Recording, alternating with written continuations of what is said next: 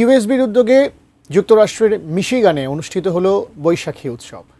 বর্ণিল আয়োজনে প্রবাসের ব্যস্ত জীবনে এক টুকরো বাংলাদেশ খুঁজে পেলেন দর্শকরা।